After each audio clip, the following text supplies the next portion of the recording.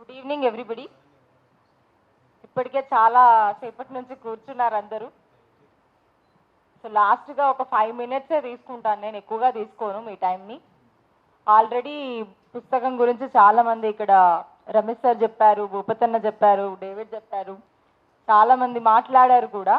So నేను especially book గురించి ఏమి చెప్పను, కానీ ఎందుకు ఈ పుస్తకం తీసుకోవాల్సి వచ్చింది అని ఆల్రెడీ చెప్పారు డేవిడ్. బట్ పర్సనల్గా I just wanted say uncle, ఇప్పుడు మామూలుగా మనకి ఏంటి అంటే పోలీస్ ఆఫీసర్స్, పోలీస్ అనగానే మనకేంటి అంటే అరే వాళ్ళు ప్రభుత్వ కనుసైగల్లో నడిచే ఒక ఎంప్లాయీస్ కదా, వాళ్ళకంటూ ఏం లేదు, ప్రభుత్వం ఎట్లా నడిపిస్తే అట్లా నడుపుతారు, వాళ్ళకంటూ ఒక మోరల్స్ ఎథిక్స్ సామాన్య ప్రజల పట్ల వాళ్ళు చూయించరు, ఎంత యారోగెంట్గా రూడ్గా వాళ్ళు బిహేవ్ చేస్తుంటారు. ఓకే, సామాన్య ఇప్పుడు మనం ఒక న్యాయం కోసం కూడా వాళ్ళ దగ్గరికి వెళ్ళినప్పుడు వర్గాన్ని బట్టి వాళ్ళు ప్రజల్ని ట్రీట్ చేస్తారు, కులాన్ని బట్టి వాళ్ళు వాళ్ళని ఆ రకమైన ధోరణితో వాళ్ళని చూస్తారు అని మనము ఎన్నో చూస్తూ వచ్చాము, చదువుతూ వచ్చాము. అండ్ అదే మైండ్లో కూడా ఫిక్స్ అయిపోయింది చాలా. ఇప్పుడు చూడు, ఎంతోమంది ఇప్పుడు మనం చూస్తున్నాం ఫేస్బుక్ మీడియా, సోషల్ మీడియా స్ట్రీమ్లో కానీ వార్తల్లో కానీ ఎప్పటి నుంచో చూస్తూ వస్తున్నాను, ఎప్పటి నుంచో నేను వింటూ వస్తున్నాను. పోలీస్ అనగానే నాకేంటి అంటే ఇప్పుడు నార్మల్గా మాట్లాడడానికి లేదు, హక్కుల గురించి మాట్లాడితే ఆ మేధావులను చూడకుండా, టీచర్స్ అని చూడకుండా, విద్యార్థులను చూడకుండా, మహిళలను చూడకుండా కూడా యూఏపీఏ అని చెప్పేసి ఆ కేసులు పెట్టేసి లోపలేసేసారు వాళ్ళని. ఓకే, ఎంతోమంది విద్యార్థుల్ని కూడా ఇప్పుడు మన ఎగ్జాంపుల్స్గా తీసుకుంటే ఉమర్ ఖాలిద్ ఇంకా నడుస్తూనే ఉన్నాయి ఈ కేసు, దేవాంగిని అని, నతాషా అని చెప్పేసి ఎంతోమంది, వీళ్ళు జస్ట్ లైమ్ లైట్లో ఉన్నారు కాబట్టి వాళ్ళ పేర్లు మనకు స్ట్రైక్ అవుతూ ఉంటాయి. ఇప్పుడు ఇప్పుడు ఎన్నో పేర్లు ఉన్నాయి, మనం అవన్నీ చెప్పుకుంటూ పోతే మనకు సమయం కూడా సరిపోదు ఇక్కడ. సో ఇప్పుడు ఎన్నో కేసెస్, ఇప్పుడు ఎస్పెషల్లీ ఎందుకు వీళ్ళని తీసుకున్నాను అంటే నిజంగా పోలీసుల్లో మానవత్వం ఉన్న మనుషులు ఉంటారా అని ఒక క్వశ్చన్ నాకు. ఎందుకంటే ఎన్నో కేసెస్ నేను చూస్తూ వచ్చాను. ఇప్పుడు ఎలా వాళ్ళు మా సామాన్య ప్రజల్ని ట్రీట్ చేస్తారు అంటే దానికి చెప్పడానికి ఒక బెస్ట్ ఎగ్జాంపుల్స్గా మనం ఖైర్లంజీని తీసుకోవచ్చు. కాశ్మీర్లో జరిగిన ఆ పాప, చిన్న పాప, ఎంత చిన్న పాప అయినప్పటికీ వాళ్ళు అక్కడ ఒక కన్సర్న్ చూపించారు ఆసిఫా కేసులో. పైగా రేపిస్టులకే వాళ్ళు ఇదంతా ఆ గూండా ఇజాలతో, ఆ గూండా రాజకీయ పార్టీలతో కలిపి వాళ్ళు ర్యాలీస్ తీసిన సందర్భాలు ఇవన్నీ నాకు చాలా బ్రెయిన్లో అవి ఫిక్స్డ్ అయిపోయాయి. సో ఈ ఇన్సిడెంట్స్ అన్నీ కూడా నాకు స్టిక్ ఆన్ అయిపోయి, అంకుల్ మా ఫ్యామిలీ ఫ్రెండ్ అయినప్పటికీ తను నా దగ్గరకు వచ్చి నా ఆత్మకథ నేను రాయాలి, నేను ఒక పోలీస్ ఆఫీసర్గా సిఐగా నేను రిటైర్డ్ అయ్యాను అన్నప్పుడు నేను అనుకున్నాను, ఏముంటుంది పోలీస్ అంటే, ఓవరాల్ పోలీసులు అంతా అంతే, వీళ్ళు ప్రజల తరపున ఏమైనా నిలబడతారా, నేను ఎందుకు రాయాలి వీళ్ళ గురించి. ఇప్పుడు ఆల్రెడీ తను చెప్పారు, నా నేపథ్యం అంతా వేరు, అండ్ వీళ్ళు పోలీసులు అనేసరికి నేను ఒక క్రియేట్ చేసుకున్న నా ఒపీనియన్ అది వేరు. సో నేను స్మూత్గా it's not my cup of tea uncle, you just చూసుకోండి అన్నట్టుగా స్మూత్గా చెప్పేద్దాం అని అనుకున్నాను నేను. అది ట్రై చేశాను, ఐ ట్రైడ్ మై బెస్ట్, ఇది నా వల్ల కాదు అంకుల్ అని చెప్పేసి. సో అది భూమి సూర్యుని చుట్టూ తిరుగుతుంది అని అన్నట్టుగా అంకుల్ పట్టువదలని విక్రమార్కుడిలాగా నా వెంట తిరిగి, లేదు నువ్వు రాయాలి, నీ గురించి నేను విన్నాను, నువ్వు బాగా రాస్తావంట అని చెప్పేసి అన్నాడు. ఎవరు చెప్పారో తెలియదు కానీ నేను ఇంతవరకు అయితే కథలు రాయలేదు, పోయట్రీస్ రాశాను. అంటే లేదు నువ్వు ఫస్ట్ ట్రై చేయి అన్నాడు. ఓకే, మీకు ఫస్ట్ నేను ఒకటి ఇంట్రొడక్షన్ రాసి చూపిస్తాను, మీకు అది గనక నచ్చితే ఓకే, మీరు ఓకే అనుకుంటే నేను ట్రై చేస్తాను, కానీ నేను ఎంతవరకు బెస్ట్ ఇవ్వగలుగుతానో నేను మీకు ఆ అష్యూరిటీ మాత్రం నేను ఇవ్వలేనని చెప్పాను.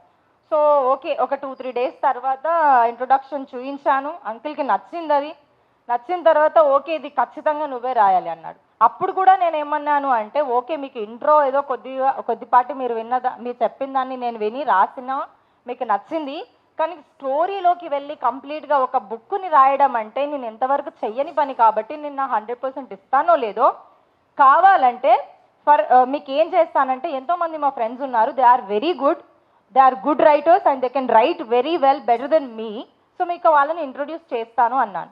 లేదు ఇంట్రొడక్షన్ నేను చూశాను, నువ్వు బాగా రాస్తావు, నాకు మిగతా వాళ్ళతో అవసరం లేదు, సంబంధం లేదని చెప్పేశాను, మీరే రాయాలని చెప్పేసి పట్టుబట్టాను. సరే ఓకే, తర్వాత స్టోరీ చెప్తున్నప్పుడు అంకుల్ బాధ అంతా, సరే ఓకే మీరు ఫస్ట్ అయితే స్టోరీ చెప్పండి, వింటాను చూస్తాను అన్నాను. అంకుల్ స్టోరీ చెప్పడం స్టార్ట్ చేశాడు, చెప్తున్నాడు స్టోరీ, తన బాధ అంతా నాకు ఆ బాధ అర్థమవుతోంది.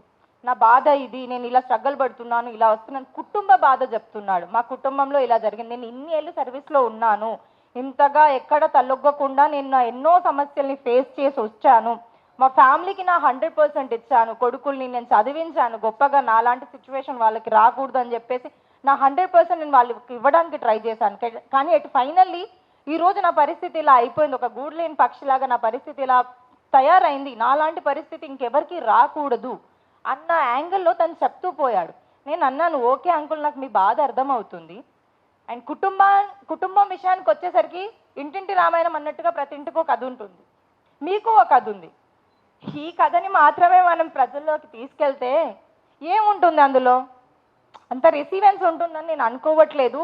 మీరు డిపార్ట్మెంట్ గురించి ఏమన్నా చెప్పండి అంటే ఏముంది, నేను అంకుల్కి యాక్చువల్ అప్పుడు స్ట్రైక్ అవ్వలేవు ఇవన్నీ, ఈ దావుద్ ఇబ్రహీం కేస్ కానీ, అజీమస్తాన్ కేస్ కానీ, ఇవి ఏవి స్టార్టింగ్లో తను చెప్పలేడు. ఎన్నిసార్లు, 1-2 సార్లు, ఎన్నిసార్లు గడిచామో మేము. అసలు కొన్ని సందర్భాల్లో అంకుల్ని అయితే కోప్పడ్డాను నేను. ఏముందని రాయమంటారు ఇందులో, గుర్తు చేసుకోండి, ఇన్ని ఇయర్స్ ఆఫ్ సర్వీస్ కదా మీది. అరే ఇంత ఎప్పటి నుంచో ఒక 30 ఏళ్ళు 25 ఏళ్ళు మీరు సర్వీస్ చేశానన్నారు, చెప్పుకోవడానికి మీకు స్ట్రగల్స్ ఉండవా? అది అంటే అంకుల్ ఏంటి అంటే ఆ స్ట్రగల్స్ ఫేస్ వచ్చిన సందర్భంలో, లేదంటే ఇన్ని ఇయర్స్ గడిచిపోయానో, లేకపోతే వయసు రీత్యానో ఏంటో తెలియదు కానీ చాలా వరకు మర్చిపోయారు అంకుల్. ఆ సందర్భాన్ని గుర్తు చేసి, లేదు అంకుల్ మీరు ఎప్పుడైనా ఏదైనా కేసులో ఉన్నారా, దేనైనా రికవరీ అంటే ఆ సందర్భాన్ని పట్టుకొని అడిగినప్పుడల్లా ఒక్కొక్క సిచ్యువేషన్ చెప్తూ పోయాడు అంకుల్. అంటే మర్చిపోయాడు, చాలా విషయాలు మర్చిపోయాడు. సో నాకు గుర్తు చేయాల్సి వచ్చింది. నేను చెప్తున్నప్పుడు ఎప్పుడైతే ఈ దావుద్ ఇబ్రహీం, హజీమస్తాన్ కేసులు ఇవన్నీ చెప్పాడో, ఇందాక సార్ అన్నట్టుగా నాకు అప్పుడు అనిపించింది, నిజమే చెప్తున్నాడు అసలు. ఒక పోలీస్ ఆయన, అందులోనూ ఇంత హానెస్టీగా ఉండడం, అది ఎట్లా పాసిబుల్ అవుద్ది, అది నిజమేనా అని. అది నిజమే, వాస్తవమే అని నమ్మడానికి ఈ పుస్తకం మీకు హెల్ప్ అవుతుంది, మీకు అర్థం చేయిస్తుంది, ఆ వాస్తవికతని మీకు ఎరుకని చేయిస్తుంది. అండ్ ఇంకో విషయం, అది నిజమే అని ఇంకొకసారి రిజ్యూ చేయడానికి ఇక్కడ మన మధ్య కూర్చున్న బి రాముల్ సార్, ఇందాక వాళ్ళు మాట్లాడుతున్నప్పుడు నేను తనని అబ్జర్వ్ చేస్తున్నాను. అంటే నేను ఎక్కడా తలొగ్గకుండా రాముల్ సార్ లాగా నేను నా స్ట్రగల్స్ని ఫేస్ చేశాను, అదంతా చేస్తూ వచ్చాను. నేను ఇంత ఎస్సీ కాస్ట్ ఓన్లీ నా టాలెంట్ని చూడకుండా, నా పనితనాన్ని చూడకుండా, just because of I'm scheduled cost అని చెప్పేసి అది ఏదైతే పనిష్మెంట్ దాన్ని బేర్ చేశారో చెప్తున్నప్పుడు అంకుల్ ఆల్మోస్ట్ ఏడ్ చేశారు ఆయన. అంటే నేను చాలా స్ట్రాంగ్గా ఉంటాను, స్ట్రిక్ట్గా ఉంటానని చెప్తున్నారు కానీ వీళ్ళు మనుషులే, వీళ్ళలోనూ ఒక సెన్సిటివిటీ ఉంది, వీళ్ళలోనూ ఒక సున్నితత్వం ఉంది. వాళ్ళని ఒక మనుషులుగా మనం దగ్గర నుంచి వెళ్ళి చూసినప్పుడు అది మనకు అర్థమవుతుంది. అది పుస్తకంలో క్లియర్గా మనకు రాముల్ అంకుల్ కథ ద్వారా మనకు అర్థమవుతుంది.